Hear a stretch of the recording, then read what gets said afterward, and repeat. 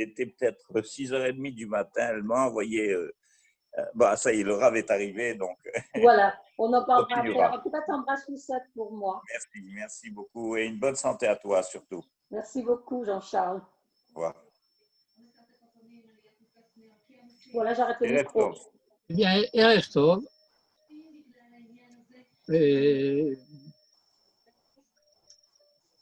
Nous étudions. Eliakim, je dois partir à 8h30, hein, alors ne sois pas. Bien, bah, quand on doit partir, on doit partir. Voilà. Voilà. Bien, alors, nous étudions ce soir une paracha très particulière. Bien entendu, toutes les parachiotes sont particulières, toutes les parachiotes ont leur spécificité et la même importance intrinsèque. Mais cela étant, nous devons quand même réfléchir sur ce qui caractérise plus spécifiquement notre paracha. Et c'est le fait qu'elle marque un tournant dans l'histoire d'Israël d'une manière générale et dans le récit de la Torah concernant les péripéties qui accompagnent l'histoire d'Israël depuis la sortie d'Égypte et sur le chemin d'Eretz Israël. En effet, dans cette paracha, nous assistons à une transition entre le mouvement des difficultés que le peuple d'Israël rencontre dans sa marche vers Eretz Israël. Nous avons vu en particulier à partir de la paracha de Shlach Lecha la terrible catastrophe qui provoque la mort dans le désert de la génération de ceux qui sont sortis d'Égypte. Et cette dimension de la problématique de la marche vers Eretz Israël achève dans notre paracha. En effet, presque sans qu'on y prête garde, d'un verset à l'autre, en quelque sorte, 38 ans, des 40 ans de la marche au désert, puisque les 40 ans sont comptés depuis la sortie d'Égypte, et l'événement de la paracha de Shlach Lecha s'est passé au moment de la deuxième année après la sortie d'Égypte. Et donc, nous assistons dans cette paracha à la fin de toute cette période. Et dans cette paracha également, nous allons avoir la douleur d'assister à la mort de deux des géants qui ont accompagné cette sortie d'Égypte avec Moïse. Et il s'agit de la mort de Myriam et par la suite de Aaron. Et également dans cette paracha, nous assistons à la dernière péripétie des difficultés intérieures, des problématiques comment dirais-je, de ce que Israël a surmonté du point de vue de sa propre identité et que commencent les péripéties des difficultés que Israël rencontre du fait de l'opposition des nations qui veulent empêcher encore et toujours, et de nos jours encore, Israël de rentrer sur sa terre. Le sujet que nous allons plus particulièrement étudier ce soir c'est celui de cette dernière péripétie que la Torah nous raconte à la suite de la mort de Myriam. Nous allons tout de suite lire ensemble les versets de la Torah concernant ce problème. Pardon. Et je vais passer donc en mode de partage d'écran pour que nous puissions lire ensemble ce passage difficile.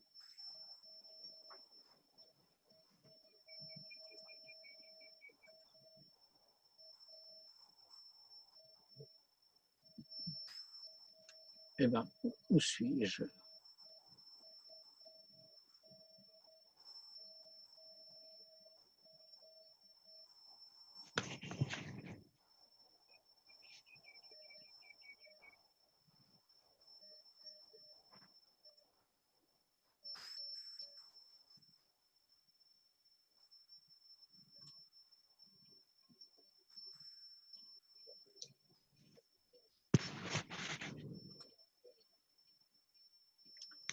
Nous sommes donc, tout le monde voit le texte?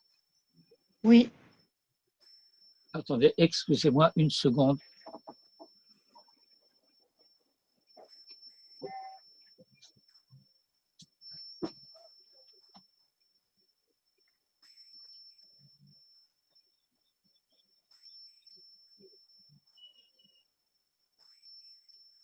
Oui.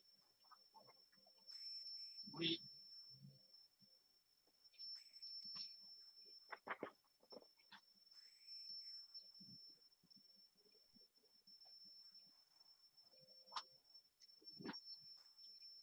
Bien, excusez-moi. Et donc, nous sommes au chapitre 20 du livre des Nombres. Et la Torah nous dit « Vayavo, venez Israël, kol ha'eda, midbar tzin b'chodesh harishon, vayeshev ha'am bekadesh, vatamot sham Miriam, vatikaver sham »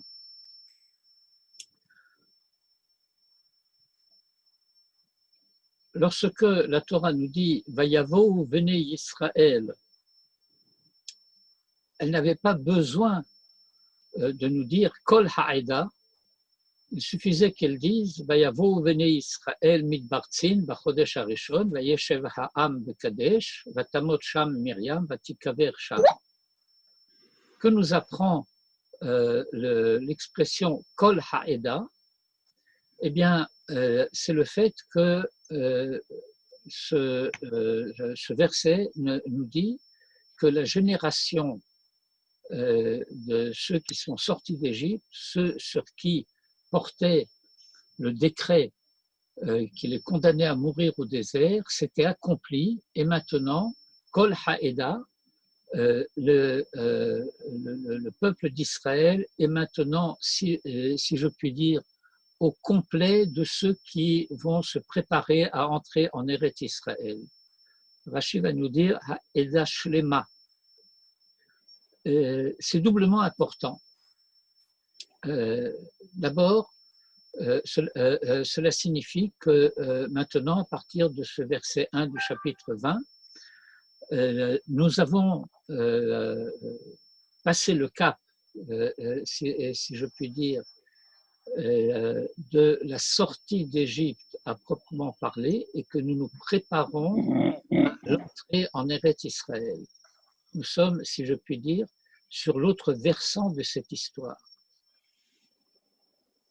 De plus, ceci nous enseigne que la mort de Myriam n'appartient pas à ce décret qui frappe cette génération de ceux qui sont sortis d'Égypte. Or, Myriam, de même que Aaron, faisait partie de ceux qui sont sortis d'Égypte, mais ils ne sont pas concernés par le décret qui condamne la génération de ceux qui avaient plus de 20 ans à la sortie d'Égypte, qui avaient 20 ans et plus à la sortie d'Égypte, à mourir au désert. La mort de Myriam n'appartient pas à cette catégorie. Vayavo veni Israël kol ha'eda, toute la communauté est maintenant. La Eda, c'est communauté. Nous allons avoir à revenir sur cette expression. Toute la communauté, non seulement au complet, comme je l'ai dit il y a un instant, mais dans sa structure positive. Il y a deux expressions que nous allons rencontrer dans ce passage qui désignent la communauté. Une qui est le terme de Aeda et l'autre qui est le terme de Kahal. Voilà. Or, quand le texte dit Ha'eda, cela signifie la communauté, la collectivité avec ses chefs à leur tête. Aeda, plus précisément que communauté, pourrait se traduire par communauté de témoignage. La communauté de ceux qui témoignent par d'être de l'authenticité de l'identité d'Israël. Lorsque le texte dit Kol Ha'eda, cela veut dire avec les anciens, le Sanhédrin, les chefs qui sont reconnus comme tels et qui marchent en tête de la communauté et que la communauté, que l'Assemblée d'Israël tout entière suit dans sa marche.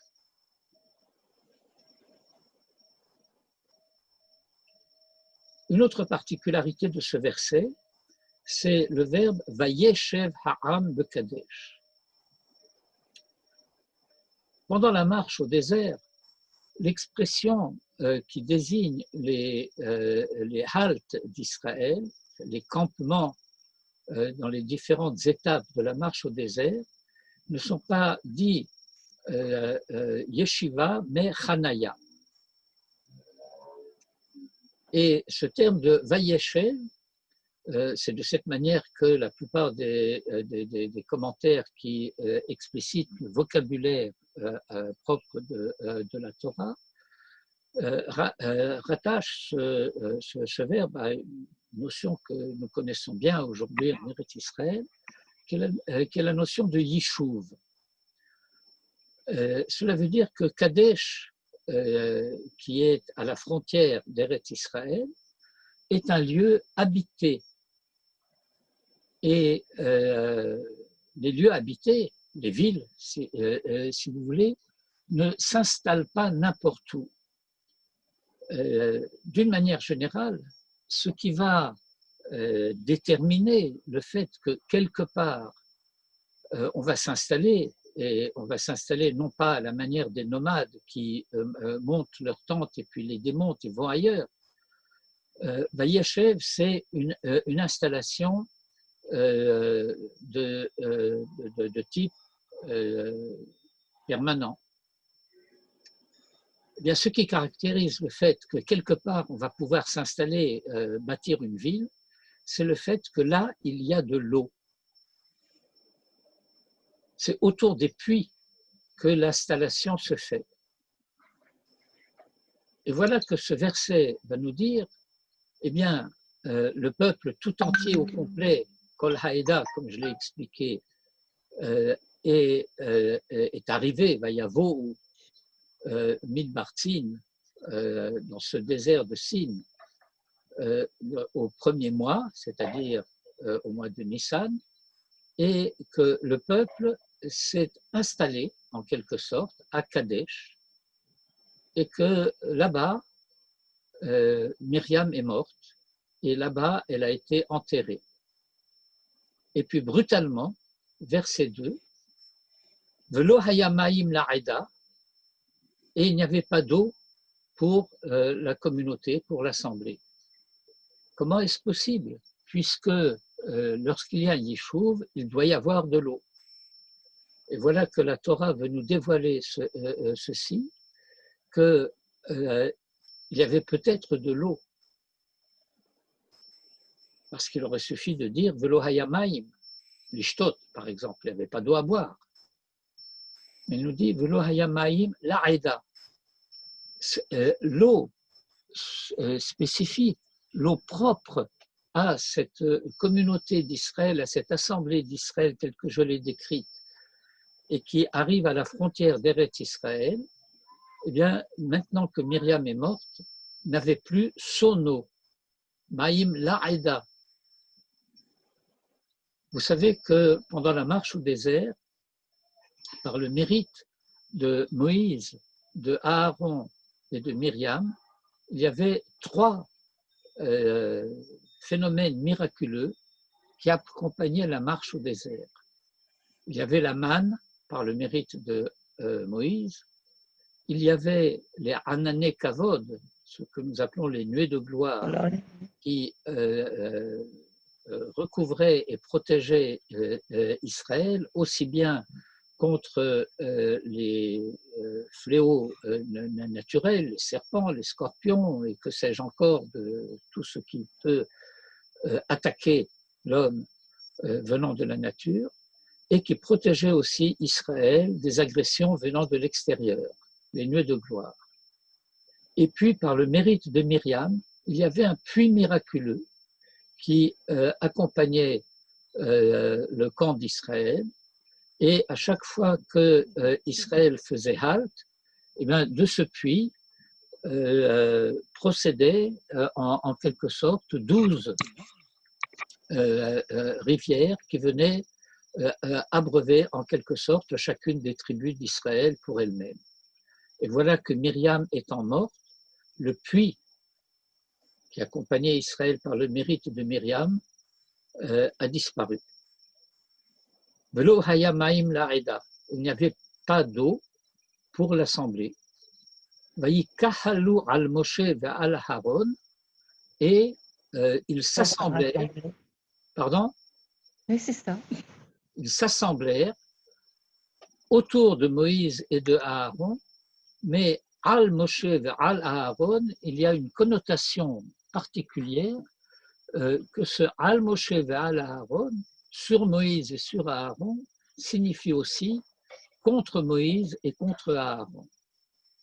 Comment se fait-il, c'est cela qui est sous-entendu ici, que le mérite de Moïse et de Aaron ne peut pas suppléer au mérite de Myriam, et pourquoi le puits de Myriam ne peut pas rester présent par le mérite de Moïse et de Aaron.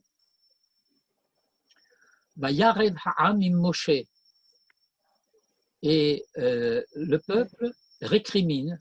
Dans Vayarev, vous avez la racine de rive qui signifie la querelle. Vayarev ha'am im Moshe. Je ne m'étendrai pas pour l'instant sur le changement de vocabulaire. Nous avions commencé par Béné Israël, et puis nous avions parlé de Ha'eda, et maintenant, après le Vayikahalu, nous retrouvons cette expression de Ha'am im Moshe, cette expression de Ha'am qui, d'une manière générale, désigne dans le vocabulaire de la Torah, dans un premier temps, le Erev Rav, et dans un deuxième temps, ceux qui appartiennent néanmoins aux tribus d'Israël, mais qui sont en quelque sorte influencés par cette manière d'être qui est celle du Erev Rav, cette manière d'être du Erev Rav qui n'a pas disparu d'Israël, bien que le Erev Rav en tant que tel ait été intégré au sein d'Israël. Vayarev ha'am im Moshe. Ils se sont assemblés contre Moïse et contre Aaron, mais maintenant c'est avec Moïse que l'on se querelle. Vayomru les morts, ce les morts est difficile, nous aurons à y revenir, et ils dirent ainsi, Velu gavanu bigva achenu lifne Hashem, que ne sommes-nous pas morts? L'Igvora, c'est une des expressions par laquelle le Lashon HaKodesh désigne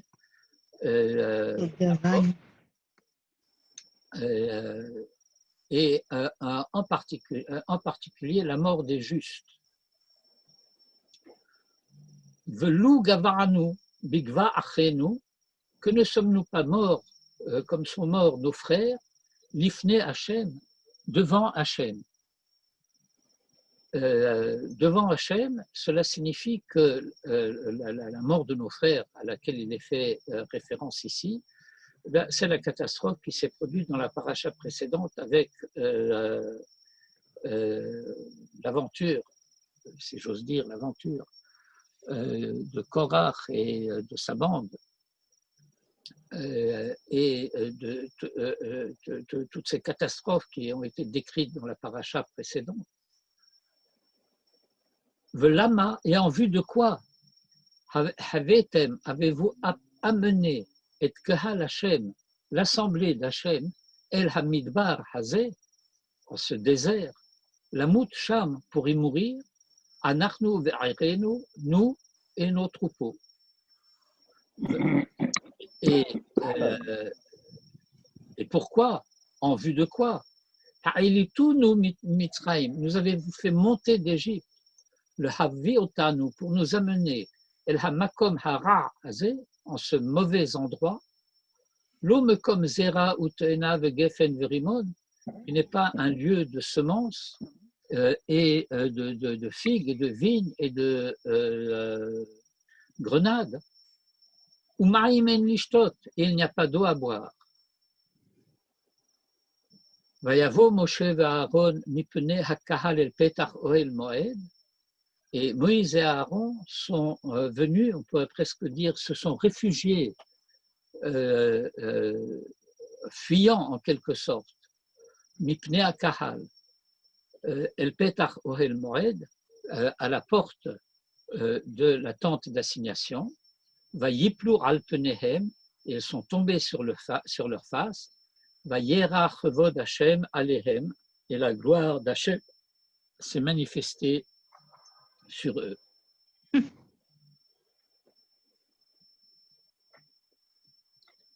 Les commentaires expliquent que l'intention de Moïse et de Aaron était de prier pour que Dieu nous donne à boire.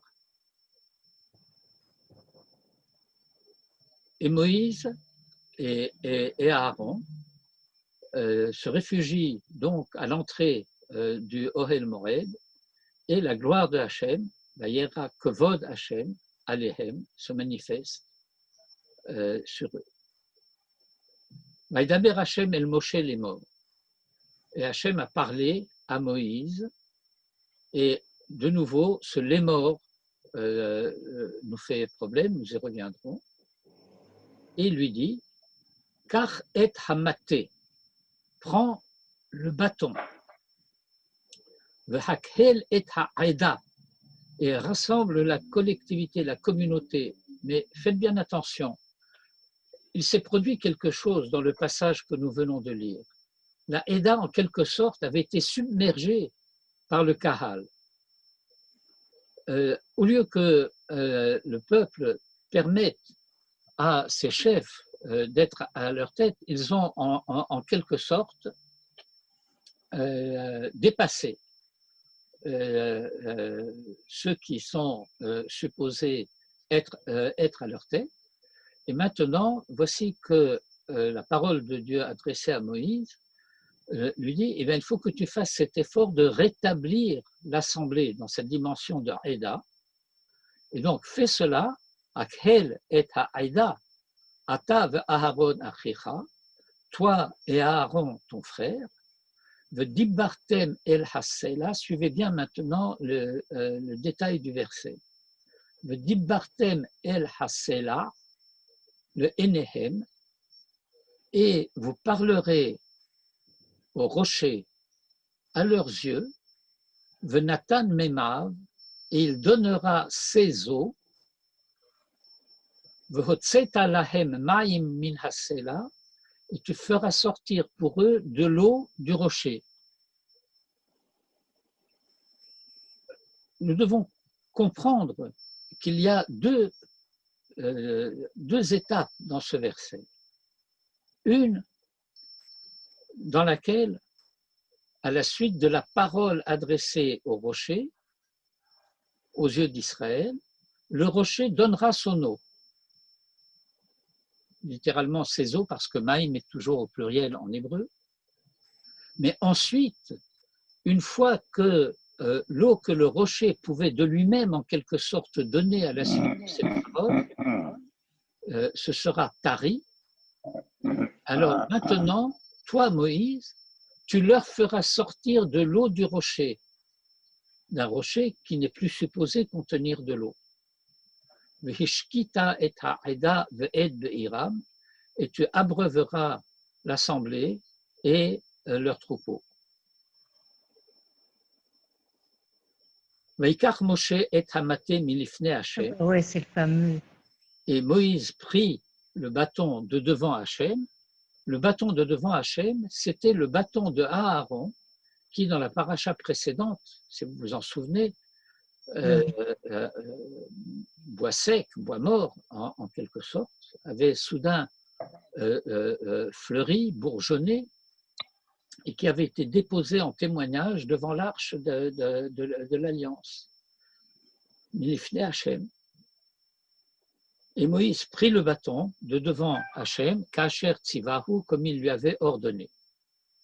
Vayakilu Moshe ve'Aharon et Kahal el Pnei Hasala. Et Moïse et Aaron assemblèrent le Kahal face au rocher. Vayomer lahem, et il leur dit Shim'una Hamorim. Hamorim, c'est un terme qui ici a un double sens. Il y a dans Hamorim la racine moré qui signifie maître, enseignant. Et il y a la racine méri qui signifie rebelle, révolte, révolté. Shimuna Hamorim. Écoutez donc, vous autres Hamorim, dans ce double sens, vous qui vous révoltez contre vos maîtres, qui prétendez enseigner à vos maîtres. Hamin Hasela Hazé, est-ce que de ce rocher, Notsi Lachem Maïm, nous allons faire sortir pour vous de l'eau. Va Yarem Moshe et Yado, et Moïse leva sa main, va Yach et Hasela Bematehu Paramaim, et frappa le rocher de son bâton 2 fois, va Yetz Umaim Rabim, et des eaux abondantes sortirent, va Tesht Ha'ada Uveiram, et but, s'abreuva, l'Aeda, l'assemblée, et ses troupeaux. Qu'est-ce qui a manqué? Eh bien, nous n'avons pas vu que Moïse ait parlé au rocher. Tout se passe comme si la première étape de Vedibartem el Hassal el Hasela, ici, Vedibartem el Hasela le Enehem Nathan Memav, cela a été en quelque sorte passé, n'a pas été exécuté. Vayarem Moshe et Yado vayach et Asela, ce qui est impliqué en fait par le deuxième membre de ce verset, comment? En frappant le rocher. Vayarem Moshe et Yado vayach et Asela bematehu, avec son bâton, paramaim 2 fois. Vayetsu maim rabim, et des eaux abondantes sortirent. Vatesht ha'eda, et l'assemblée but, Uveiram, et les troupeaux. Vayomer Hashem el Moshe ve'el Aaron. Et Hashem dit à Moïse et à Aaron, Ya'an lo he'emantem bi. Très difficile à traduire. On a tendance à traduire que vous n'avez pas eu foi en moi. Est-ce qu'on peut supposer qu'il y aurait pu y avoir de la part de Moïse et de Aaron ces géants de la Emouna, un manque de foi, nous y reviendrons. Yaran lo he'eman tembi, parce que vous n'avez pas fait cela, he'eman tembi, le hagdisheni, pour me sanctifier, le aîné bené Israël, aux yeux des enfants d'Israël, la reine, par conséquent, l'otaviu et hakahal hazé, vous n'amènerez pas cette assemblée, el haaretz asher natati lahem, à la terre que je leur ai donnée.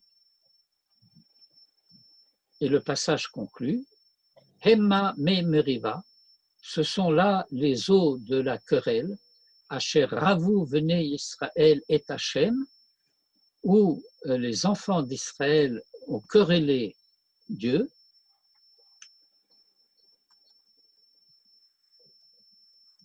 Asher ravu venez Israël et Hachem, où ils se sont querellés avec Hachem, Vayik Kadesh Bam, et par lesquels il s'est sanctifié.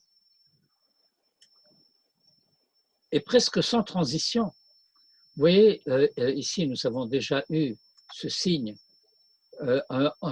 enlever visuellement, si je puis dire, les parenthèses, je ne sais plus comment on appelle ces parenthèses-là en français.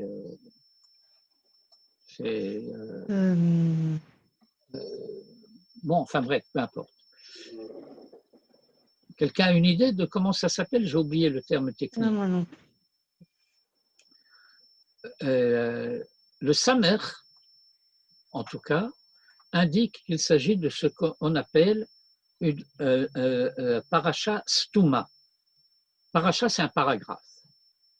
Vous voyez que à la fin du paragraphe précédent, nous avons un P. Et cela veut dire une paracha ptucha. Que signifie une paracha ptucha? Comment ça s'appelle? Comment? Quelqu'un a dit quelque chose?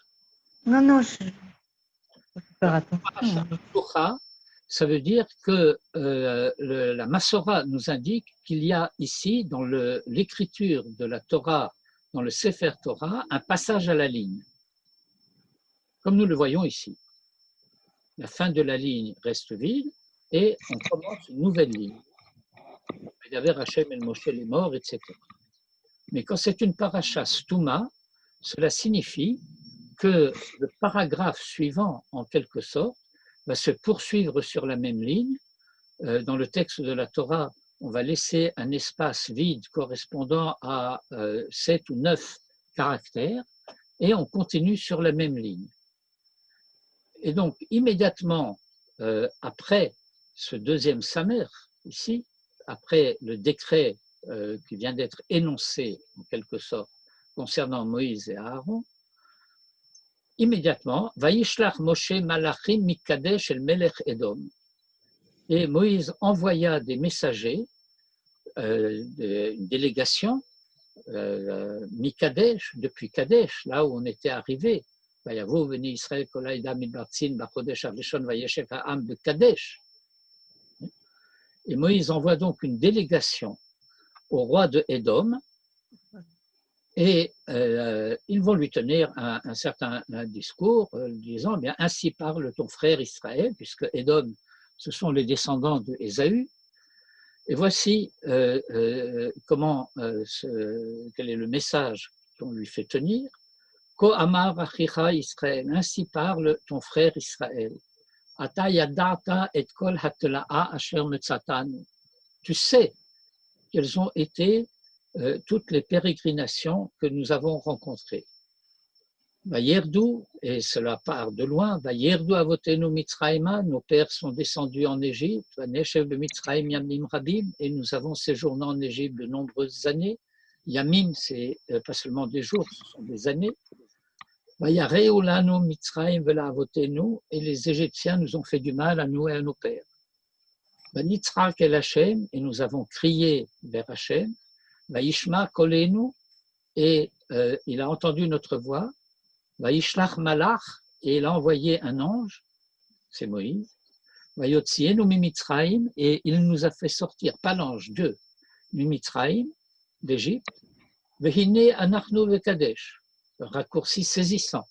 Voici que nous sommes arrivés à Kadesh, Ir Ketseg Vulecha, cette ville qui se trouve à l'extrémité de ta frontière. Na'avarana be'artsecha. Voilà, nous te demandons la permission de traverser ton pays. Lo na'avor be'sadeh u'becherem. Nous ne marcherons pas au travers des champs et des vignes que nous serons susceptibles de piétiner. Velo nishte me ve'er, et nous ne boirons pas de l'eau de tes puits. Derech hamelech nelech, nous marcherons sur la voie royale. Lo nite yamin ou smol, nous ne nous écarterons ni de droite ni de gauche. Ad asher na'avor gevulecha, jusqu'à ce que nous ayons passé ta frontière, bien entendu, la frontière de Édom avec Eretz Canaan, Eretz Israël. Vayomer elav Édom, et Édom répond, Lo ta'avor bi, tu ne me traverseras pas.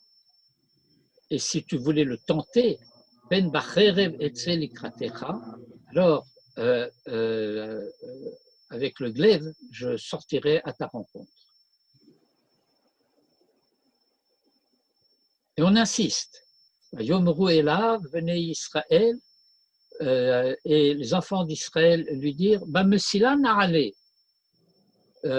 nous monterons par le chemin étroit, pas nécessairement par Derech HaMelech, Mesila. Vous vous rappelez le grand livre du Ramchal, Mesilat Yesharim, le sentier. J'ai pensé en même mot. Mesila na'ale. Et si je bois de ton eau, moi et mon troupeau, venatati micham, je te le payerai. Rak en davar beraglai et vora, mais de toute façon, beraglai et vora, il faut que je traverse. Vayomer lo ta'avor, et il lui dit, Édom, lo ta'avor, tu ne traverseras pas. Vayetse Édom likrato, et Édom sortit à sa rencontre, Be'am kaved ou veyad chazaka, avec en grand nombre et avec force, veyad chazaka. Or donc, verset 21, Vayema'en Édom neton et Israël avor bigvulo, et Édom a refusé de permettre à Israël de traverser sa frontière. Vayet Israël meralav, et Israël se détourna de chez lui, sur Édom. Et donc, nous sommes partis de Kadesh et nous sommes arrivés de partir de Kadesh à un endroit qui s'appelle Hor Hahar. Et à Hor Hahar, nous allons assister à la mort de Aaron et tout le cérémonial qui va accompagner la transmission des prérogatives de la Kehuna Gedola, du Kohen Gadol qui est Aaron, à son fils Elazar, qui va devenir le Kohen Gadol en lieu et place de son père. Et la paracha va continuer après la mort de Aaron. C'est la fin du chapitre 20 et ça sera le chapitre 21.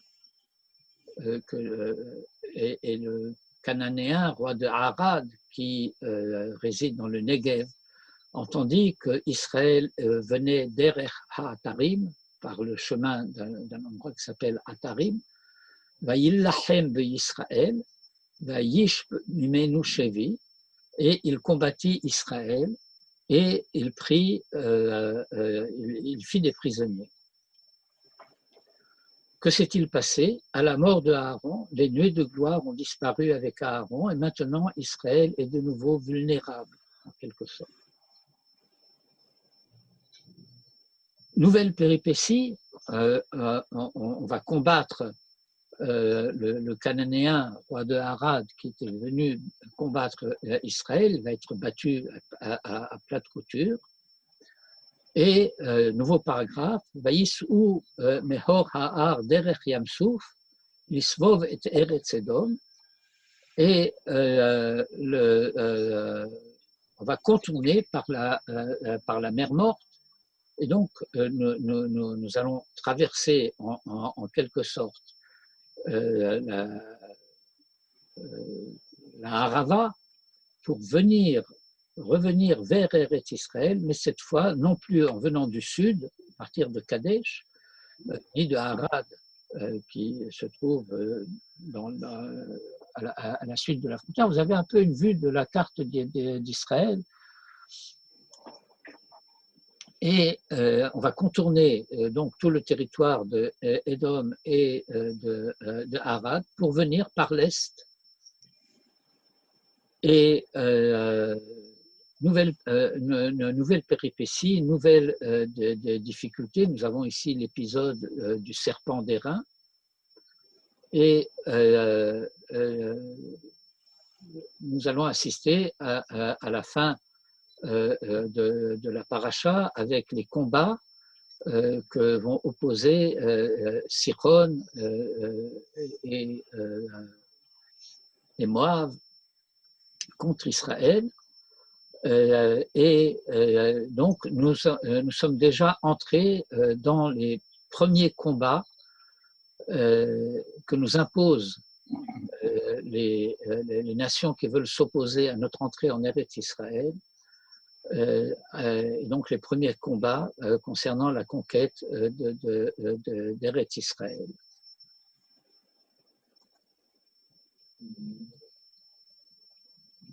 Et dernier verset de notre paracha, Vaïssou venez Israël, et les enfants d'Israël allèrent, voyageaient, Vayahanou be'arvot Moab, et ils campèrent dans les plaines de Moab, mais vers le Yarden Yericho, en face de Jourdain, face à la ville de Jéricho.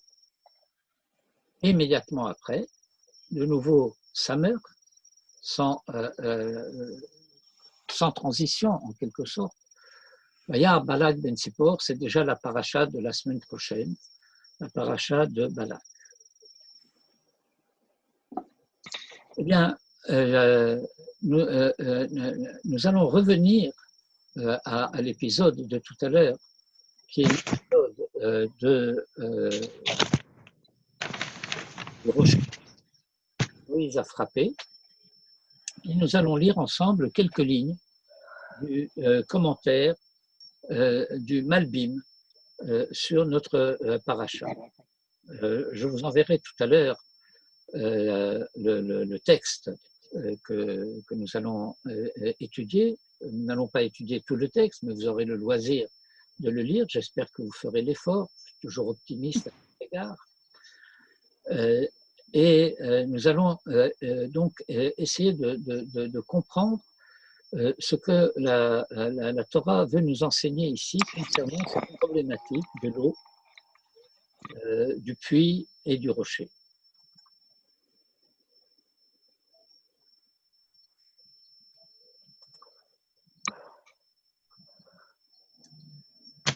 J'ai mis en tête de ce passage les premiers versets que nous avons lus tout à l'heure, Velo hayamaim la'eda, il n'y avait pas d'eau pour l'assemblée, Vaïkahalu al Moshe ve'al Aaron, ils s'assemblèrent contre Moïse et Aaron.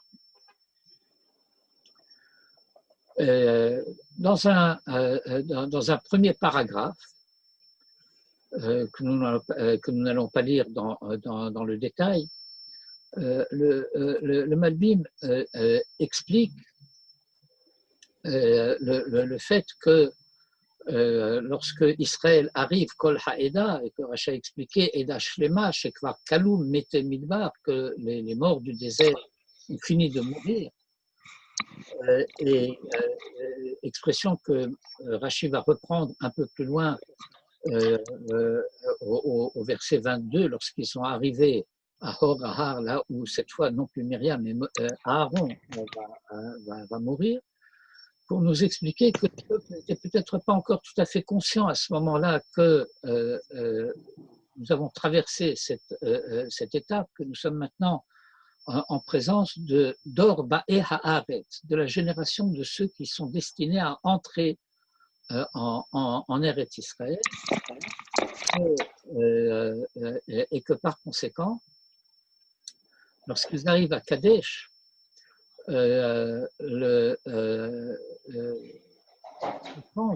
chez Kadesh, Haya Ir Moshav était une ville avec tout ce que cela implique d'une installation permanente, où le Fihateva est, selon les principes naturels, Haya Shammaim, il y avait là-bas de l'eau.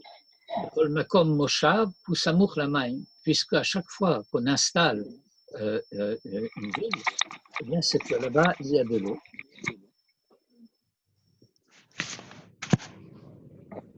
Velo Hayamaim Laïda, comme je l'ai expliqué tout à l'heure, il n'y avait pas d'eau pour la communauté, parce que l'eau qu'il y avait pour la communauté, c'était par le mérite de Myriam.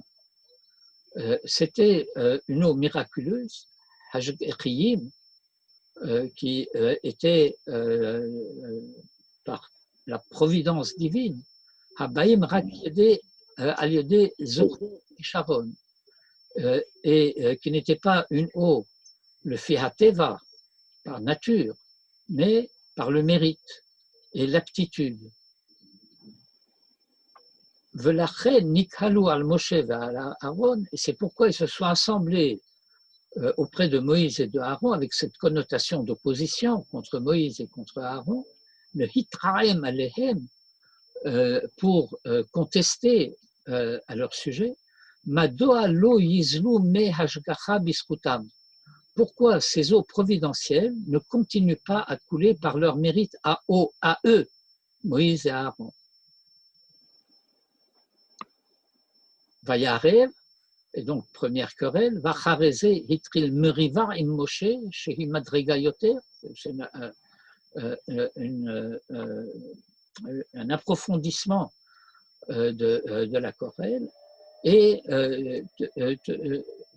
toutes sortes de phrases incompréhensibles de la part de cette génération qui est maintenant celle de ceux qui vont entrer en Israël, et alors que tout cela appartenait en quelque sorte aux récriminations de la génération précédente. Et nous voyons que cette transition a du mal à se faire.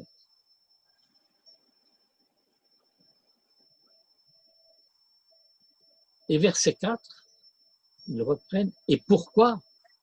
Et maintenant, ils commencent une Meriva im Moshe, une querelle avec Moïse. Pourquoi les a-t-il amenés à ce désert? Il aurait pu les faire marcher, les conduire par une autre voie.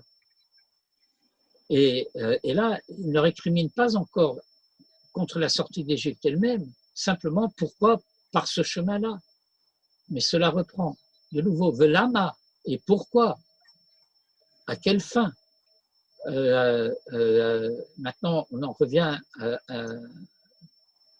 à la, comment dirais-je, à la contestation contre la sortie d'Égypte elle-même, ou que Ilou Moshe et Aaron a sous-ot midatam, et comme si Moïse et Aaron avaient fait cela de leur propre chef, ou que Ilou, et comme si eux, ce peuple, de ceux qui sont destinés à entrer en Eretz Israël, En Ma'aminim, ne croient pas, chez Yavi'um el Haaretz Atova, qu'ils les amèneront à la terre bonne, au pays d'Israël, mais qu'en quelque sorte, ils croiraient Rak she'ishaharu b'midbar hara hazeh, en ce mauvais désert. Mauvais désert, nous sommes déjà à un endroit où il y a un yishuv. On est à la fin du désert. Shelo levad, shelo nimtza sham gefen uteena, que non seulement il n'y a pas là-bas de vignes et de figuiers, gam maim en lishtot, même de l'eau, il n'y a pas à boire. Vayavo, et là le verset qui nous a décrit Moïse et Aaron se précipitant à l'entrée de la tente d'assignation, le hitpalel pour prier, chez Yiten Hashem lahem maim, pour qu'Hashem donne de l'eau. Et nous arrivons au verset 8 à 12, et à propos de ces versets 8 à 12, le Malbim va poser un certain nombre de questions. בעניין חטא מי מריבה, נבוכו בו כל המפרשים. Concernant cette faute des eaux de la querelle, tous les commentateurs sont Navochuvo. Vous vous rappelez le grand livre de Maïmonide, Moré Nevuchim, Navochu, ils sont en désarroi. Da'at Rashi, l'enseignement de Rashi consiste à dire Shehaya Achet, que la faute a consisté en ce que chez Nitztava le Daber et la Sela, qu'il avait reçu l'ordre de parler au rocher, Vehu Hika Oto, et que lui, Moïse, l'a frappé. Alze Sha'ala Ramban, mais Nachmanin pose la question à ce sujet. Vehalo Amarlo Kachet Amate, et Dieu ne lui a-t-il pas dit prends le bâton? Velama Ikach Amate Imlo le Hakot. Et pourquoi devrait-il prendre le bâton si ce n'est pour frapper? Ve'od, sans compter le fait que she'en hanes gadol yoter b'dibur mina haka'a, que le miracle n'est pas plus grand si Moïse parle au rocher ou qu'il le frappe. Uma nishtana hutzat hamayim min hatzur, she'tziva le hakot batzur, upo tziva v'dibartem el hasela.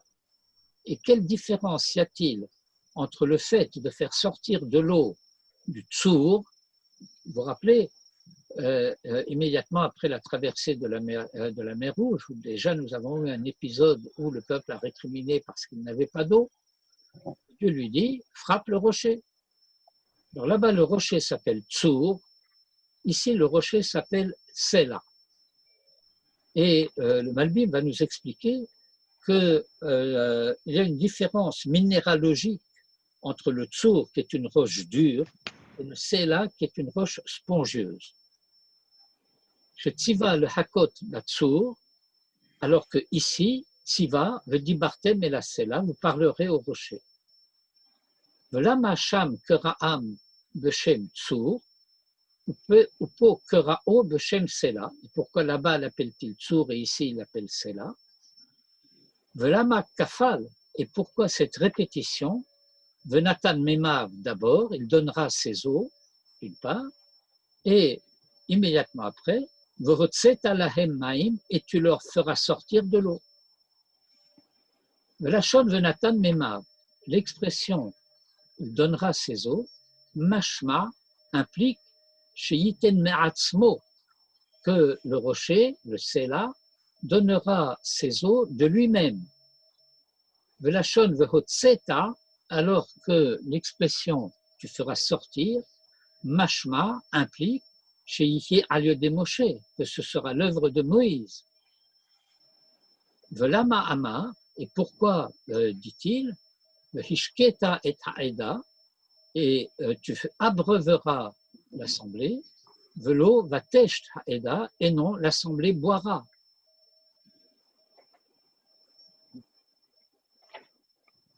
Umise Shamar, et de cela qu'il a dit Vaikar Moshe et Hamate Kasher Tzivahu, et Moïse prit le bâton comme il lui avait ordonné. Pourquoi ajouter Kasher Tzivahu comme il lui avait ordonné? Velama Techila Keraam Beshem Aida, ou Po Keraam Beshem Kahal. Vous voyez, le détail de l'analyse du Malbim, c'est formidable. De comprendre que aussi longtemps que nous n'arrivons pas à rendre compte de chacun des détails des versets, nous comprenons peut-être le sujet d'une manière globale, mais comprendre d'une manière globale, c'est ne pas encore avoir compris.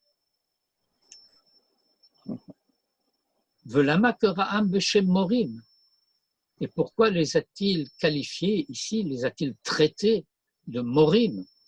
J'ai expliqué tout à l'heure, Morim, à la fois la racine Moré, qui est le maître, et Méri, qui est le rebelle. Chez Yeshomrim, et que certains des commentateurs disent Shezeh Huchet Moshe, que c'est là la faute de Moïse. Moïse se serait mis en colère et au lieu de comprendre l'angoisse du peuple et la difficulté dans laquelle il se trouve de ne pas avoir de recours, eh bien, il les prend en quelque sorte de haut et leur dit « Écoutez donc, mes maîtres ». Vous voyez l'ironie en quelque sorte de l'expression. La Torah n'est jamais ironique, mais il y a une différence entre humour et ironie. Mais ici, on sent en quelque sorte l'irritation de Moïse.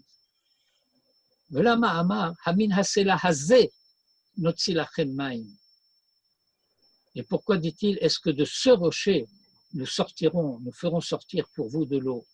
N'est-ce pas de ce rocher qu'il a fait sortir de l'eau? Et pourquoi a-t-il frappé le rocher? Si Dieu lui a ordonné de parler.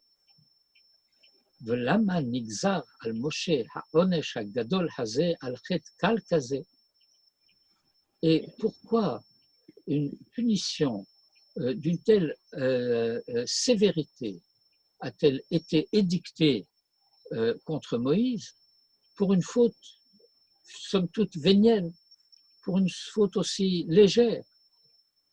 Uma chata Aaron. Et si Moïse a fauté, quelle a été la faute de Aaron? Misé chez Amar. Et de cela qu'il dit, Ya'an lo he'emantem bi, et je n'ai pas traduit tout à l'heure. J'ai souligné la difficulté. Velama kafal hema memeriva kadesh, memeriva kadesh. Et pourquoi répète-t-il, ce sont là les eaux de la querelle de Kadesh?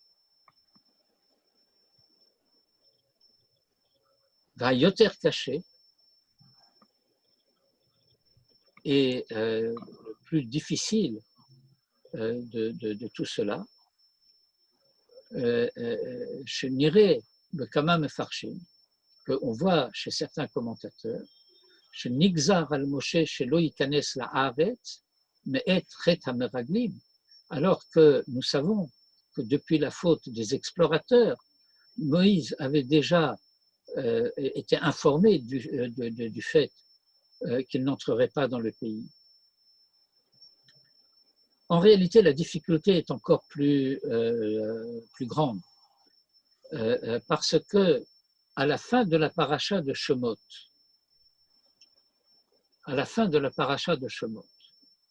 vous vous rappelez la fin de la paracha de Shemot? Après la vision du buisson ardent, Moïse rencontre Aaron, et puis il part de chez Yitro, il revient en Égypte, il rassemble les anciens, il leur parle, il leur raconte ce que Dieu lui a ordonné, il montre les signes et ils viennent, se présentent devant Pharaon. En fait, ils auraient dû être tous les anciens avec Moïse, mais le Midrash nous décrit une scène assez hallucinante où au fur et à mesure qu'on marche vers le palais du Pharaon, eh bien, les anciens se débandent et Moïse et Aaron arrivent chez Pharaon seuls. Et puis, ils parlent à Pharaon, et puis Pharaon les rabroue, il leur dit non seulement je ne laisserai pas partir le peuple, mais en plus leur esclavage va s'alourdir, on ne leur donnera plus de paille, il faudra qu'ils aillent chercher la paille par eux-mêmes pour fabriquer les briques, mais la même quantité de briques leur sera exigée. Et la fin de la paracha de Shemot nous montre Moïse s'adressant à Dieu, lui disant pourquoi tu fais du mal à ce peuple, pourquoi donc m'as-tu envoyé, et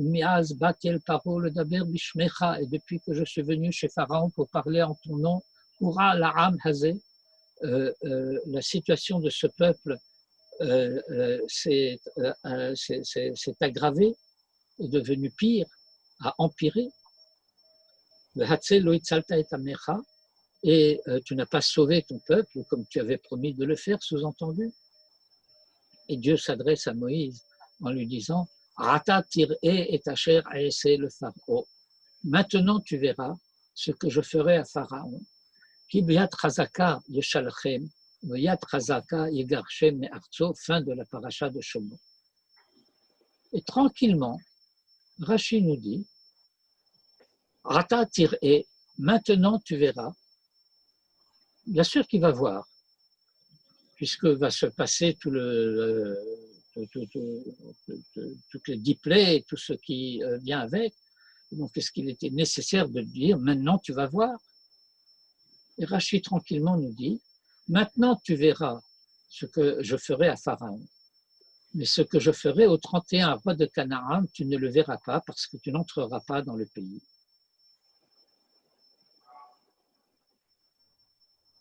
Et donc, depuis le début, depuis le commencement de toute cette histoire, Moïse est déjà averti, mais ce que je ferai aux Cananéens, tu ne le verras pas. Et donc, pourquoi la Torah semble nous vouloir nous faire penser, on pourrait presque dire nous faire croire, que c'est maintenant que le décret a été pris, que c'est la faute d'avoir frappé le rocher qui aurait induit cette terrible sanction à l'égard de Moïse.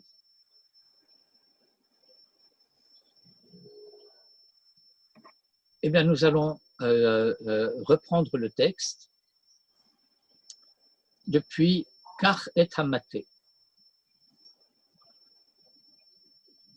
Le Havin Inyan Chet Memeriva, pour comprendre en quoi consistait la faute des eaux de la querelle, Tsarich le Hagdim Eze Hagdamot. Eh bien, il faut quelques introductions. Aleph, d'une part, Yesh Hevdel ben Tsur ou ben Sela. Il faut d'abord comprendre la différence entre Tsur et Sela. À savoir que Hatsur ou Chalamish Hakaché. Le Tsur, c'est, comment on traduit déjà Chalamish? La roche du silex. Du silex. La Sela,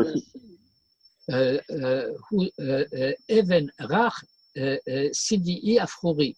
Alors que le Sela, c'est une roche, comme je dis tout à l'heure, poreuse, spongieuse. Le Gam Har Gadol, Ha'asui Me'avanim Rakim, et même une montagne tout entière, pas seulement un roc, mais qui est constituée de Avanim Rakim, de roches douces, Nikra Sela, est appelée Sela.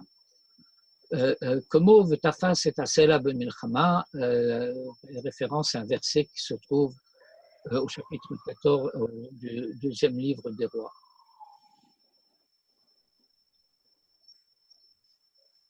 Veyadoua, or on sait, שבהר הנעשה מאבנים רכים ספוגיים וחלולים, נמצא בתוכו מעיינות נכבדי מים.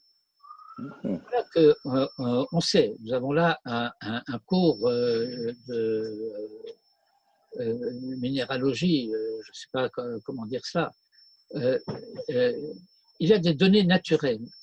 Lorsqu'une montagne est faite de roches tendres, douces, spongieuses et poreuses, Nimtsa Betocho, cela indique que cette montagne contient des sources nombreuses.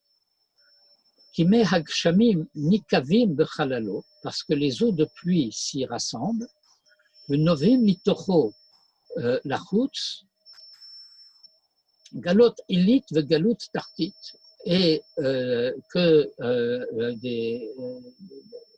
l'eau va en couler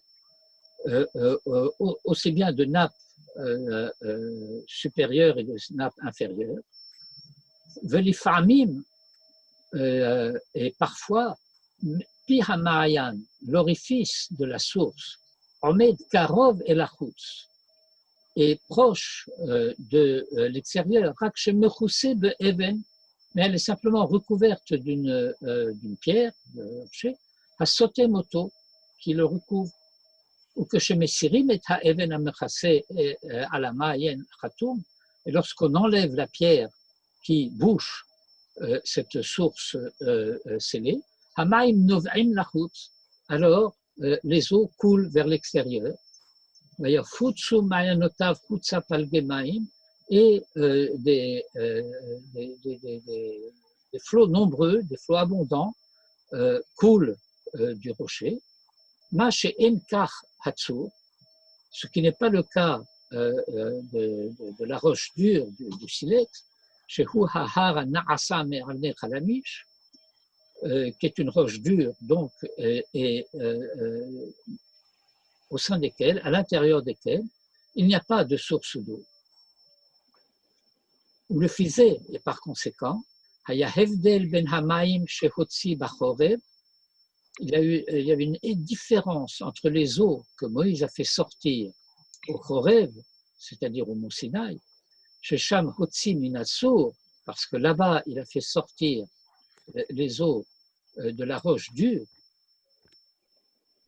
qui est un lieu chez Bo Lonimtsa Makor Maim Bipnimiyuto, où il n'y a pas d'eau, une source d'eau à l'intérieur.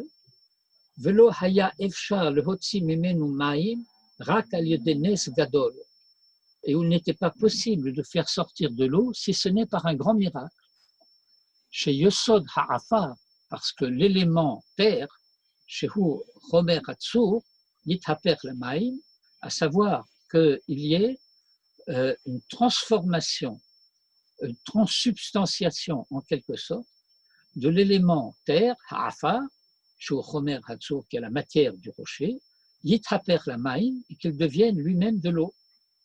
Hayinu, à savoir, chez Yifshot Tsurat Ha'afar, V'yilbash Tsurat Ha'maim, que, en quelque sorte, le rocher se dévête de sa forme terre et qu'il revête une forme eau.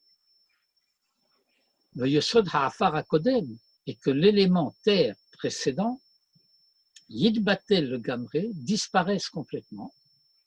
Ma chez Enken, ou Ma chez Enkar, ce qui n'est pas le cas, de Maïm chez Hotsi Ata, des eaux qu'il fait sortir maintenant, chez Haya Min Hasela, qui provenait du Sela, chez Huhar, chez Nithava Me'avanim Rakim, qui est une montagne faite de roches douces, la Sela Hazé, et cette roche, Nimtsaou Bechalalo Mekorot ou Ma'inot Maïm, se trouve à l'intérieur des sources d'eau qui se rassemblent là-bas, en particulier aussi par les eaux de pluie,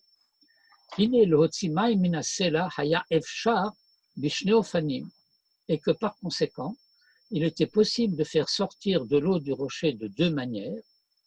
Ofan echad, l'une, qui ordonne au rocher de faire sortir les eaux qui y sont contenues, ce qui est un petit miracle,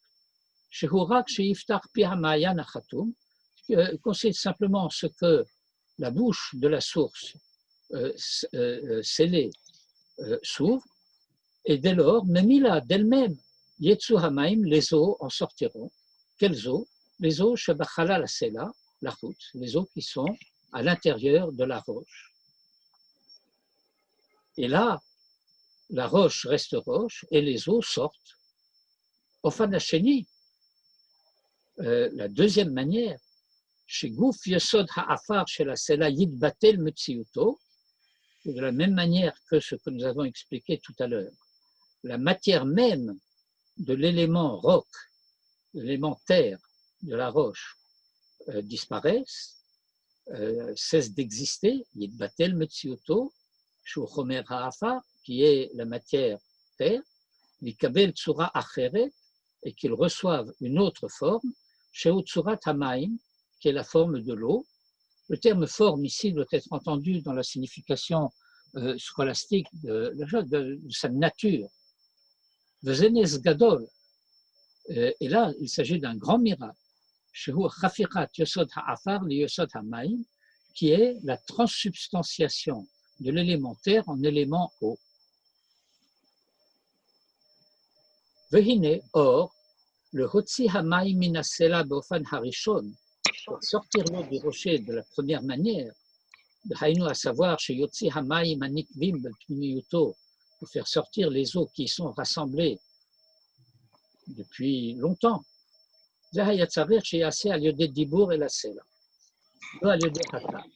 Cela, Moïse aurait dû le faire en parlant au rocher et pas en le frappant.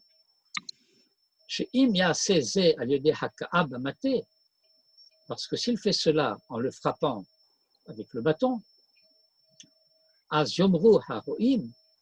ceux qui assistent au phénomène diront que ce n'est pas quelque chose qui est accompli par la volonté et un commandement divin,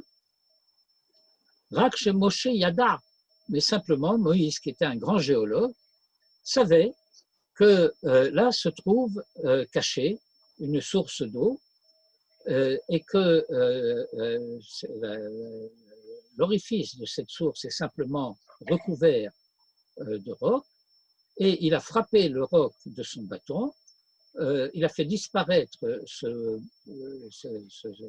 peu de pierre qui couvrait la source, et donc la source a été couverte et les eaux ont coulé. Et c'est la raison pour laquelle Hayat Sarir Davka Sheyedaber El Asela Velo Igabo.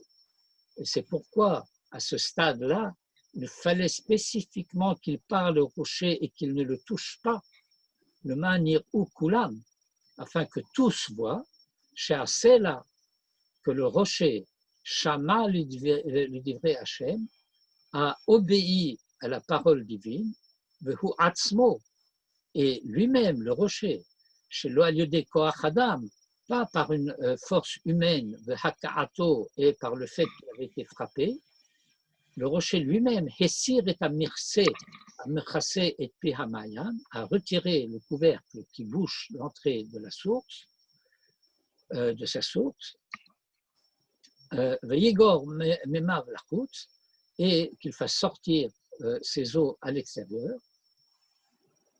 Mais, cependant, chez Yotzi Ma'imin Hasela Beofan Hasheni, mais le fait que sorte de l'eau du rocher de la seconde manière, Haïnou chez Gouf Yosod Hafar Shel Hasela Yithaper Ma'im, que la matière même du rocher devienne de l'eau, Zelo Haya Efshar La'asot Al-Yodibur, ça, il n'était pas possible de le faire par la parole, Rak Al-Yodé Haka'a, mais cela ne pouvait se faire que en le frappant, qui kol davar shebara Hashem, parce que toute chose que Dieu a créée, Natanlo teva kayam, Dieu lui a prodigué, procuré une manière d'être stable, fixe, chez Ishmor Metsiuto, de telle sorte stable, de telle sorte que sa manière d'être se maintienne, Kol Nesher Yome Amidato Vekilmo, aussi longtemps qu'il existe. Le Ifshar, et il lui est impossible à ce rocher dont la nature a été ainsi fixée par Dieu, Ifshar Shehu Atzmo, Yevatel et Atzmo, il lui est impossible à lui-même de s'annuler lui-même.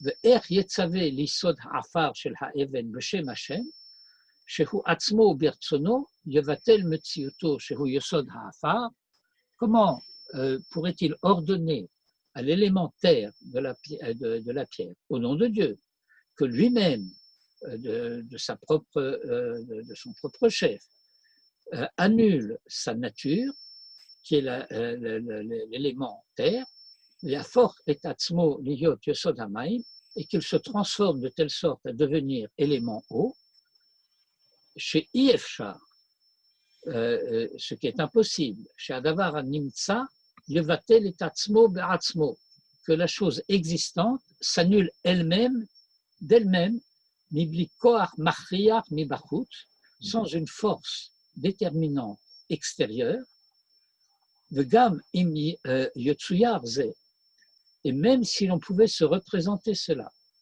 er yetzaver alav sheyase et atzmo yosod acher, mi yasezot. Comment pourrait-il lui ordonner qu'il devienne lui-même autre chose que ce qu'il est? Hare, halot tzarich tchila, sheyibbatel metziuto hakodem, veyase efes. Voilà qu'il faudrait que d'abord disparaisse sa manière d'être antérieure, veyase efes, et qu'il devienne rien. Et maintenant, ce rien, il ne peut rien faire. Yesh me'ayin, ça c'est Dieu qui fait. Une fois que le rocher a cessé d'exister, eh bien, en quelque sorte, nous sommes en face d'un néant. Et explique le Malbim, ce néant, il ne peut pas se transformer lui-même. Et par conséquent, Lo haya efshar lasot nes ze rak al-yedei haka'a. Ce miracle ne pouvait être opéré que par la frappe. Chez Zekoach Machriach Haba Mechut, qui est une force déterminante extérieure, chez al-yedei haka'at hamake bifkudat Hashem, et que par la frappe du bâton sur l'ordre divin, Yevatel et Yosod Ha'afar, il annule l'élément terre, chez le Ha'even de la roche, Yahafor Oto Yisod Ha'maim, et qui le transforme en élément eau. Et c'est pourquoi, B'maim sheotzi bachorev, sheotzi minatzur, shelo nimtza betocho mikve maim u'mayanot, vaya tzarich sheyosod ha'afar shel atzur yithafer lamaim, tziva lehakot et atzur u'levatel metziuto al yodei koach ha'haka'a shehu machriach mibachutz. Je ne traduis pas, je pense que vous avez de quoi traduire de vous-même et je veux un peu avancer. Ulam behotzat maim min hasela, mais pour faire sortir de l'eau de cette roche tendre, hasela hayubo mayanot maim bepnimiyuto, lequel contenait des sources d'eau à l'intérieur. Im hayarotse, hayadai sheyotzi maim hanimtza be'asela, bezeneskatan. Il avait voulu seulement cela. Alors c'était un petit miracle de faire sortir de l'eau qui déjà existe. Et par conséquent, pour manifester le miracle, il fallait qu'il parle au rocher. Parce qu'en cela, étant donné qu'il n'annule pas sa manière d'être antérieure, tout se passe comme si le rocher avait obéi à l'ordre de Dieu, et que grâce par le fait de la parole, Yassir ha'even, il ôte la pierre à mechasé al-pi ha'mayan, qui recouvre l'orifice de la source, yetsu memav lachutz, et que ces eaux sortent à l'extérieur. V'hanes yehye, et le miracle consistera en ceci, non que l'eau sorte de la roche, mais que l'eau sorte de la roche par la parole seule. Chez Miakal Piramayan, parce que comme nous l'avons expliqué plus haut, si l'eau sort par le fait qu'on a frappé et qu'on puisse dire c'est par le bâton qui a enlevé la pierre qui recouvrait l'orifice de la source, eh bien, et nonès, rak derech haragil, mais simplement un phénomène naturel, ou l'âme. Mais voilà, nous avons besoin d'une deuxième introduction ici, après avoir expliqué longuement cette différence. Ba'asher Yisrael hayu az ktane amana. Étant donné l'état d'Israël à ce moment-là, chez hayu az ktane amana, qui était à ce moment-là ktane amana. On traduirait à la française de peu de foi. Il n'était pas au niveau où ils avaient conscience de la présence divine. et des miracles qu'elle opère en leur faveur. ושכחו אל מושיעם ההופכי עצור אגם מים בחורב, ורבו עם משה, et ils ont oublié leur sauveur qui avait transformé pour eux le rocher en nappe d'eau au Sinaï. Et ils ont querellé Moïse. Ratza Hashem le hafli le enehem niflaotav. Alors ici, pour contrebalancer cette situation d'Israël, Ktané Amana, Dieu avait voulu le hafli le enehem niflaotav. Dieu a voulu multiplier ces merveilles à leurs yeux, et opérer à leurs yeux de grands miracles,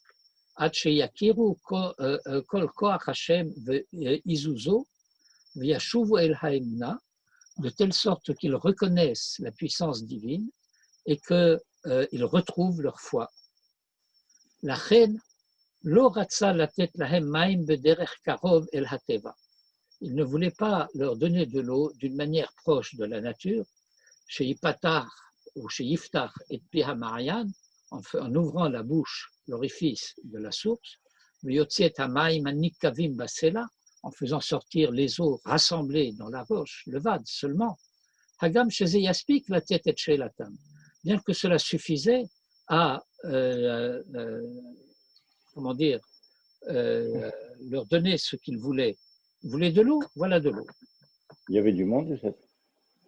Bal yamutu betsama, pour qu'ils ne meurent pas de soif. Ki hayu basela maim rabim, parce que la roche contenait des eaux abondantes, shehayadai le hashkotam kechol hatzoret, qui suffisait à les abreuver tout ce dont ils avaient besoin. Aval basé, mais ce faisant, lo yasig et atachlit sheratza, il n'obtenait pas la finalité qu'il recherchait, le hit kadesh ba'maim le enehem, d'être sanctifié par l'eau à leurs yeux, shiyakiru kulam, de telle sorte qu'ils reconnaissent tous, nise Hashem v'niflota, les miracles d'Hachem et ses merveilles, v'yaminu b'Hachem u'v'Moshe avdo, et qu'ils retrouvent leur foi en Dieu et en Moïse, son serviteur, qui, d'avarze, karov et la teva, parce que ce phénomène-là aurait été un phénomène quasi naturel. La reine ratza le hashkota maim nisiim, et par conséquent, il voulait les abreuver d'eau miraculeuse. Vehu sheyesod ha'afar chez la sela, yithaper le maim, à savoir que la nature terre de la roche deviennent de l'eau. Ou maïm ha'ele hanisiim, et que de ces eaux miraculeuses, mimenu yishtu, que de cette eau-là ils boivent, leur vaya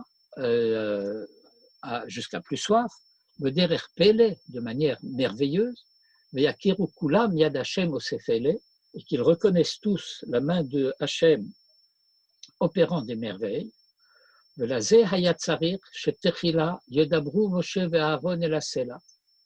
Et par conséquent, il fallait donc que d'abord Moïse et Aaron parlent au rocher, et qu'il lui ordonne d'ouvrir la bouche, l'orifice de la source,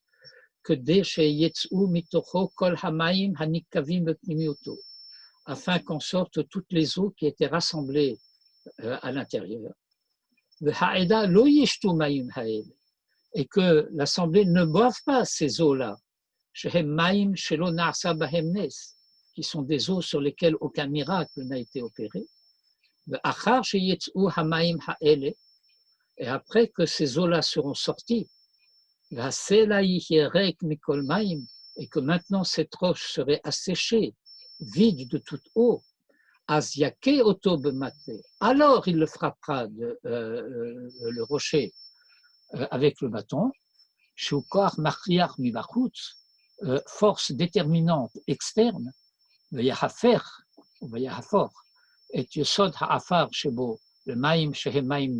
qu'il transforme l'élément terre en élément eau, et qui serait donc des eaux miraculeuses, et ces eaux-là, Hanes Hagadol, sur lequel ce grand miracle aurait été opéré, Yeshtu Ha'eda Uveira, que de ces eaux-là boivent l'assemblée et leur troupeau, et que ces eaux-là viennent en eux, les pénètrent, le Hagdish Shem Hashem Hagadol, pour sanctifier le grand nom d'Hachem, et afin d'enraciner en leur cœur une authentique Emouna, Hachem ou Bekocho Hagadol, en Hachem et en sa puissance. Et c'est là ce qu'il a dit. Lecture maintenant du verset. Prends le bâton. Et ça, c'était afin qu'il frappe le rocher. Comme Moshe Perash Aramban, comme Nachmani l'a expliqué. Il lui a expliqué que pour commencer, Kodem Shetakuba Mate, la forêt Sodafar chez la selle à la maïm, avant de transformer le rocher en eau, vous parlerez au rocher à leurs yeux et il donnera ses eaux. Tout ça, vous en donnerez au Sela, au rocher, à lieu des dibours, par la parole. Qu'il fasse sortir de l'intérieur les eaux qui sont déjà assemblées. Et encore une fois, ces eaux-là, lo yeshtu ha'eda, la communauté n'en boira pas. Rak ya'alu betohu v'yavdu, mais qu'ils s'écouleraient dans l'abîme et se perdront. Et une fois que le rocher se sera vidé, mikol memav, de toute son eau, az, alors tu leur feras sortir de l'eau du rocher.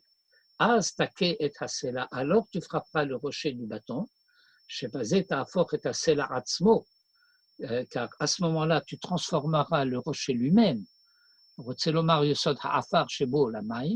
à savoir l'élément terre qui est en lui, pour en faire de l'eau.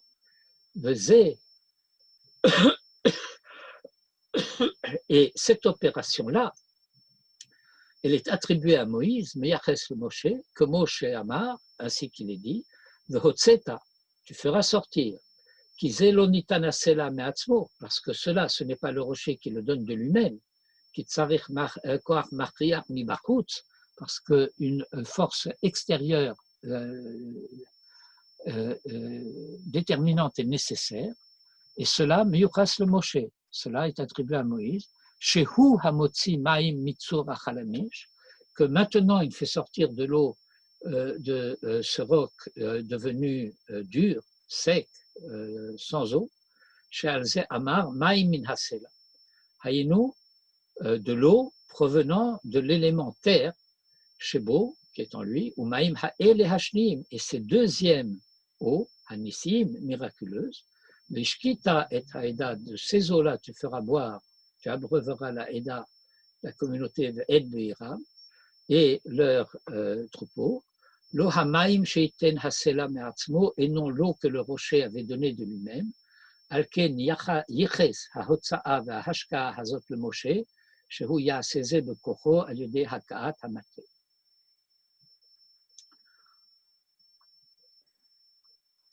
Donc maintenant nous avons une image qui s'est précisée de la situation telle qu'elle se présentait. À savoir, il y avait une première étape au cours de laquelle Moïse devait parler au rocher, et une fois que ces eaux-là se seraient épuisées, il devait maintenant frapper le rocher pour que le rocher devienne lui-même de l'eau et que ce deuxième miracle fasse que les eaux qu'Israël boirait à ce moment-là seraient des eaux miraculeuses de nature à pouvoir réveiller dans la conscience, dans l'âme d'Israël, la Emouna qui s'était affaiblie, comme le Malbim l'a expliqué il y a quelques lignes. Verset 9, Vaikach Moshe tamate milifne Hashem. Moïse prit le bâton de devant Hashem. Siper, il raconte, chez Moshe alav Hashalom, que Moïse, alav shalom, Hevin tzivui Hashem bechol pratav, avait compris le commandement de Dieu dans tous ses détails. Shehaya basé arba tzivui, à savoir que ce commandement comportait 4 dimensions. Aleph, shetechila yedaber el asela velo yake bemateu liftoach be'amayim. Le premier, qu'il parle au rocher et qu'il ne le frappe pas de son bâton pour ouvrir la bouche, l'orifice de la source, ou le hotzi maim anikavim ba'asela mikvar, et pour faire sortir les eaux qui étaient déjà rassemblées depuis toujours. Bet, shemaim ha'ele hativ'im, que ces eaux naturelles, yelchu le'iboud, disparaissent, s'épuisent, velo yashke mehem et raïda, et qu'ils n'en abreuvent pas la communauté. Gimel. Troisièmement,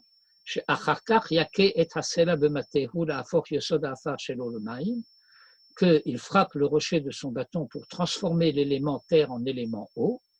Quatrièmement, que ces dernières eaux, qui se seront transformées à partir de l'élément terre, de la roche, de ces eaux-là, Yashke et Haïda, il abreuve la communauté. Et c'était cela l'intention de Moïse, c'est cela qu'il avait l'intention de faire, Mibli Shinouï, sans aucune modification, chez Alze Amar, et c'est à ce sujet-là que le texte a précisé, Kacher Tzivahu, que dans l'intention, c'était à la manière que Dieu lui avait ordonné.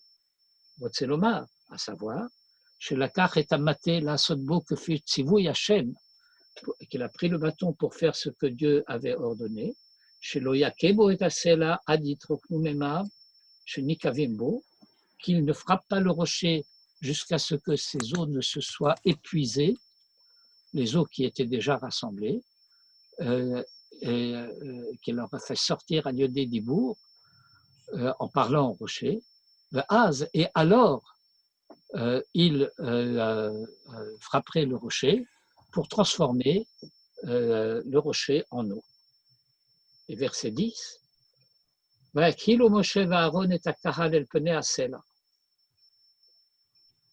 maintenant, la Torah va raconter qu'est-ce qui s'est passé,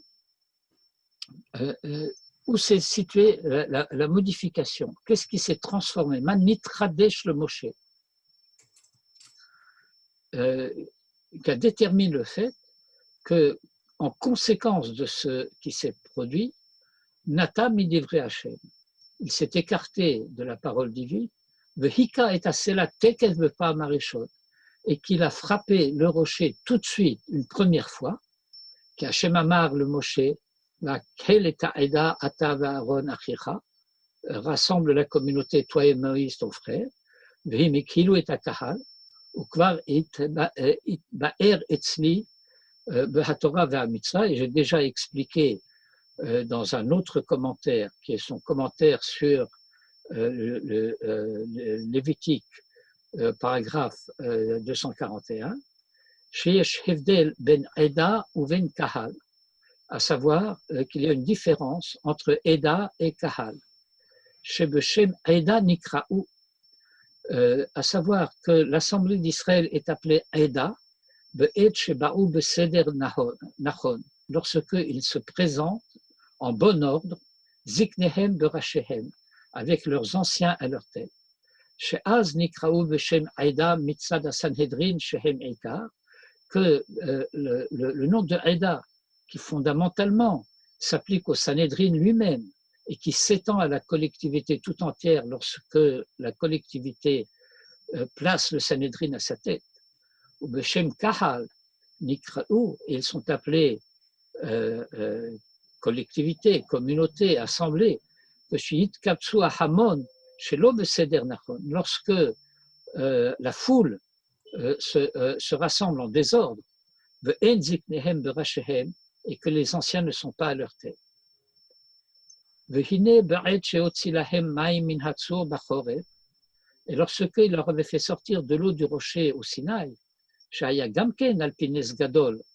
était aussi par un grand miracle, où la matière du rocher et l'élément terre s'est transformé en eau, Shalken Hayazé al Yodé Haka'a, Lo Hayadibou, et où, pour la raison pour laquelle il y avait là-bas une frappe sans parole, Amarlo, Dieu lui avait dit, Avor Lifne Ha'am, passe devant le peuple, Bekach Itra Mizikne Israël, et prends avec toi des anciens d'Israël, qui neni remet le Fanech Hacham al Hatzur, Bechoreb, voici que je me tiendrai là-bas devant toi sur le rocher au Choreb, Vehikita Batzur, et tu frapperas le rocher, V'yatsu Mimenu Maim V'shata Ha'am, et tu frapperas du bâton le rocher et le peuple boira, qui bâcher Hipur Yosod mi Yosod Acharze Nes Gadol, parce que à ce moment-là, un grand miracle s'était produit. Hayatzarir chez Yishatef ou Yishtatef Emo Hazekenim, il fallait que les anciens soient associés avec lui, Shehem Hayu Reuyim, Sheyase Nes Gadol Kaze Lifnehem, parce que eux méritaient qu'un tel miracle soit effectué en leur faveur et devant eux, en leur présence. Hashem Haya Berosham, que Moshe Katouf, Hineni Omed le Fanech Hacham, et Dieu était à leur tête, comme il est écrit, et moi je me tiendrai devant toi là-bas.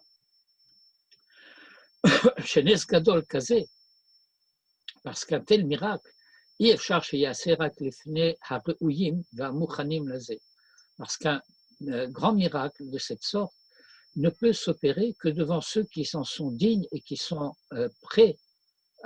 préparés à cela. Et c'est pourquoi il avait posé ici comme condition Omro en lui disant Hakhel et Ta'eda, rassemble la Eda, à savoir que les anciens et le Sanhedrin soient à leur tête. Car eux seuls étaient dignes d'un tel miracle. ומשה ראה כי נקהלו הקהל את פני הסלע, שתחת שהיה ראוי שהזקנים יהיו בראשם, והם יעמדו על פי הסלע קרוב אל מקום הנס, נקהלו הקהל שם ההמון. Mais voilà qu'au lieu que ce soit la Haïda qui s'assemble autour du rocher, c'est la foule qui s'est amassée là-bas. Ki ha'am haya paroa, parce que le peuple était échevelé, mordim beziknehem, en révolte contre ses anciens. Venikhalu kahal hamon rav, et ils se sont assemblés en foule nombreuse. Hamon et la foule, hayu al pene hasela, se tenaient à la face du rocher, lo haeda shema sanedrin, et non la haeda qui est l'assemblée des anciens. Tanchuma parashazo, et dans le Midrash Tanchuma, le Midrash explique sur cette paracha, Kevan shera'a otam ba'im, amar Moshe le Aaron, mahu kinouze. Moïse a dit à Aaron, qu'est-ce que c'est que cette assemblée? Amarlo Aaron, ba'u ligmol chesed im Myriam.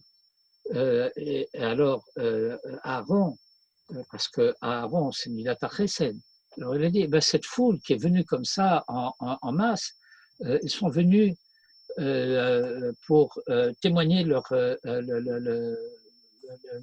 respect à Myriam. Et Moïse lui a dit, tu ne sais pas faire la différence entre une assemblée, une certaine manière de s'assembler et une autre manière de s'assembler. Il ne s'agit pas ici d'un rassemblement qui est destiné à ce que les choses se fassent en ordre, et là chez le Kalkala, mais en désordre. Chez Ilu Haya chez le Takana, parce que s'il s'agissait de faire ce qui est bien, leur chef aurait dû être à leur tête.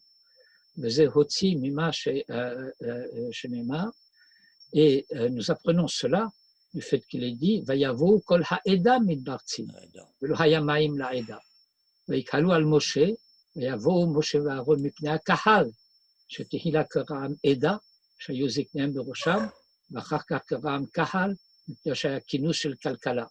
Donc, voyez ce qui se passe. Au lieu que ce soit le peuple en bon ordre, avec ses anciens et le Sanhédrin à leur tête, voilà que c'est la foule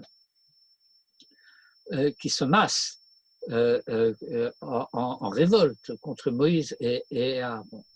Et c'est la raison pour laquelle, au lieu de parler une fois au rocher et de le frapper une fois, Moïse le frappe 2 fois. Une première fois alors qu'il aurait dû lui parler, et la deuxième fois à la manière dont il devait le frapper initialement. Bon, il est déjà un peu plus tard que l'heure à laquelle le cours aurait dû se terminer, mais je me suis laissé entraîner, je vous ai entraîné avec moi à cette lecture du Malbim. Je vous recommande de reprendre cette lecture dans le détail. Vous voyez, en tout cas, la manière dont le Malbim nous fait découvrir au mot à mot les événements tels qu'ils se produisent et qui font que tout se passe comme si le premier miracle avait été rendu impossible par le fait que le peuple s'était amassé en foule et que le miracle de la parole au rocher était devenu en quelque sorte impossible. Parce qu'un tel miracle ne peut se faire que devant des témoins qui sont prêts à le reconnaître, qui en sont dignes. Et donc ensuite, vous verrez le commentaire du Malbim, encore sur le verset 11, ensuite sur le verset 12. Mais je voudrais terminer par ce mot que j'ai laissé non traduit. Vayomer Hashem el Moshe ve'el Aaron yan lo ha'emantem bi. Et en quoi consistait la faute de Moïse? Eh bien, il faut se rappeler le fait que le ha'amin est grammaticalement un factitif. Ce n'est pas que Moïse et Aaron n'avaient pas la foi, n'avaient pas la émuna, mais c'est le fait que les choses se sont passées d'une manière telle qu'ils n'ont pas pu restituer, rétablir, restaurer la émuna du peuple. Lo ha'emanten bi. Vous n'avez pas ramené le peuple à croire en moi. Hodia le Moshe shechata bazeh. Et il a fait savoir à Moïse que sa faute a consisté en ceci, qu'il n'aurait pas dû changer ce que Dieu lui avait dit de faire. Bien que ce n'était pas la Héda qui s'était rassemblée, mais la foule, et que, a priori, les conditions rendant possible le miracle n'étaient pas remplies, eh bien, il fallait néanmoins que Moïse prenne sur lui et parle au rocher, et au lieu de le frapper. Parce que, le Malbim expliquera, c'est vrai que normalement, a priori, un miracle ne peut s'opérer qu'aux yeux de ceux qui sont prêts à le reconnaître. Mais il peut arriver, Ulam lifamim, ya'aseh Hashem nes gadol, lo lichvod Israël u'lizkutam, non pas en l'honneur d'Israël et par son mérite, rak lichvod shemo, mais en l'honneur de son nom, ou le mania minubo, al-yodeh ha'oto, et afin de restaurer la foi chancelante grâce aux signes qu'il opérera à leurs yeux. Tov, eh bien, j'en reste là. Et encore une fois, je vous invite instamment à faire l'effort de relire tout ce passage. Son hébreu n'est pas très difficile, la syntaxe est parfois un peu compliquée.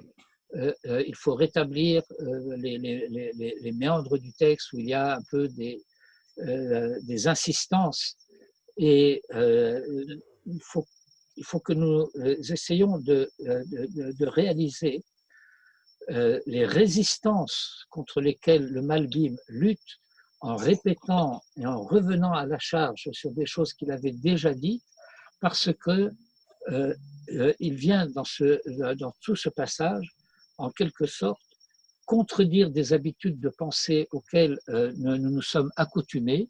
Et il faut que nous fassions cet effort, qui est néanmoins un effort considérable. Il ne faut pas se leurrer, il ne faut pas se cacher les choses.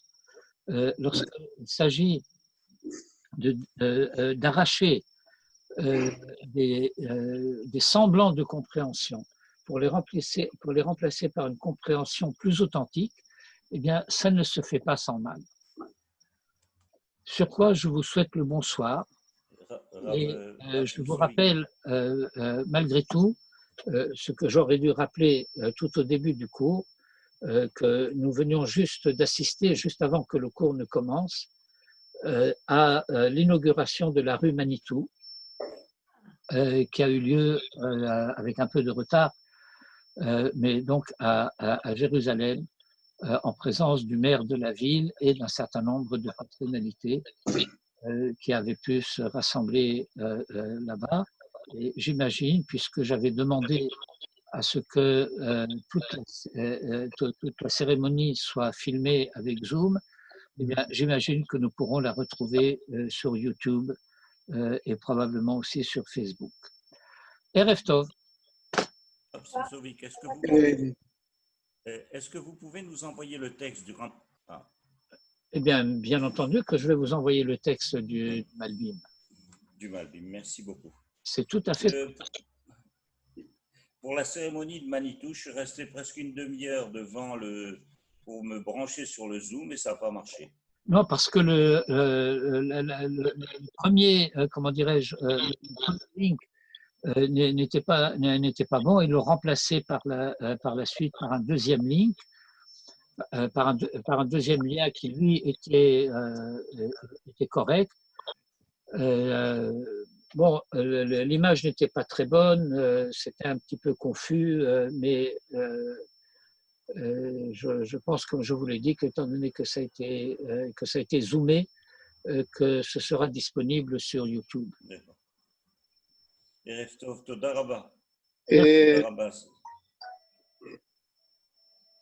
Pierre, oui. Finalement, la faute de Moshe, ça a été de brûler une étape. Ça a été sous la pression de la foule. Ça a été de considérer que le peuple ne méritait pas ce premier miracle. Et c'est la raison pour laquelle aussi il s'irrite en disant Shimuna Hamorim Hamina Sela Hazel Notzilachem Maim, et que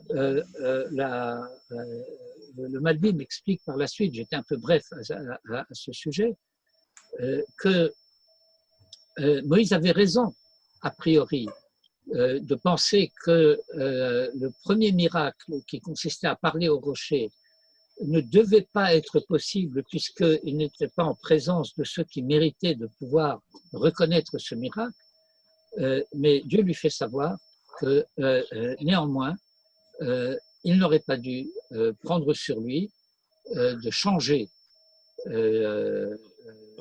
l'ordre dans lequel les choses devaient se faire. Il devait parler une fois et frapper une fois, et il a frappé 2 fois. Alors, en conclusion, quelle est la raison pour laquelle Moshe n'a pas pu entrer en Eretz Canaan? Bien, alors, le sujet, nous l'avons étudié déjà à plusieurs reprises. C'est le fait que, d'une part, Moïse ne peut rentrer en Israël que lorsqu'il fait rentrer avec lui la génération du désert. Qu'on ne dise pas qu'il était là pour les faire sortir d'Égypte et qu'il n'était pas là pour les faire rentrer en Eretz Israël. Et donc, il rentrera en Eretz Israël à la tête de la génération des Yotzei Mitzrayim. Et on explique par ailleurs que, et Moïse va le dire de manière tout à fait explicite au début de la paracha de Vaetranan, où il dit Vaetraber Hashem bi le ma'anechem. et Dieu s'est courroucé contre moi en votre faveur. C'est-à-dire, je rappelle ici un enseignement classique, la méthode de Moshe, c'est Netzach Israël. Tout ce que Moïse a touché est devenu éternel. Et donc, si c'était Moïse qui rentrait avec Israël, au lieu de rentrer sous la conduite de Josué, alors c'est Moïse qui aurait dû construire le temple. Et si Moïse avait construit le temple aurait été indestructible. Et en cas de faute, eh bien, il n'aurait plus été possible de frapper le bois et la pierre, et Israël aurait risqué à ce moment-là d'en payer le prix. Et donc, pour le bien d'Israël, pour sauver Israël, il fallait que Moïse n'entre pas en Eretz Israël. Toda, Erev Tov. Erev Tov Meod.